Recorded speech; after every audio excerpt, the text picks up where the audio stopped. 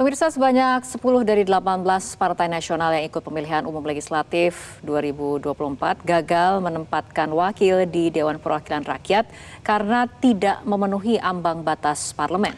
Ya, salah satu partai terbesar dan tertua dalam sejarah Indonesia yakni Partai Persatuan Pembangunan atau P3. Partai lain yang tidak masuk ke Senayan adalah Partai Solidaritas Indonesia atau PSI.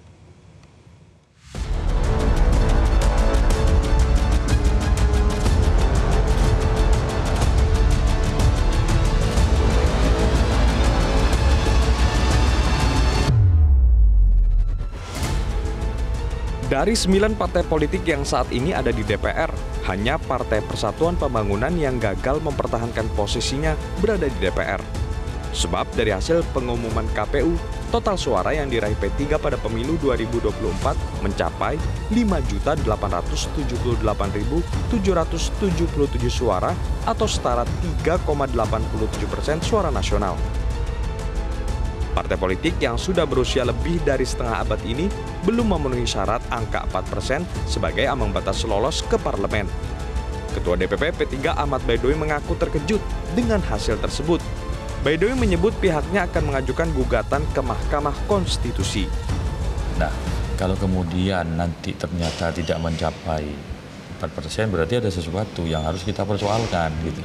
Termasuk nanti ya ranahnya di Mahkamah Konstitusi, semisal di rekapitulasi KPU ternyata dinyatakan tidak memenuhi ambang batas, karena kita temukan juga di bawah banyak suara-suara P3 yang mengalami pergeseran, dan itu akan kita perjuangkan nanti di Mahkamah Konstitusi.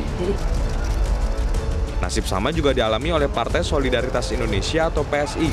Mereka hanya memperoleh 2,8% suara. Hasil itu berbanding terbalik dengan upaya PSI yang menjual nama besar Presiden Joko Widodo selama perhelatan pemilu 2024. Salah satunya dengan mengangkat putra bungsunya Kaisang Pangarep sebagai ketua umum. Kendati tak lolos ke Parlemen Senayan, suara PSI di pemilu kali ini menunjukkan peningkatan dibanding pemilu 2019. Saat itu PSI meraup 2,6 juta suara sah atau 1,8% suara nasional. Tim Liputan, Metro TV.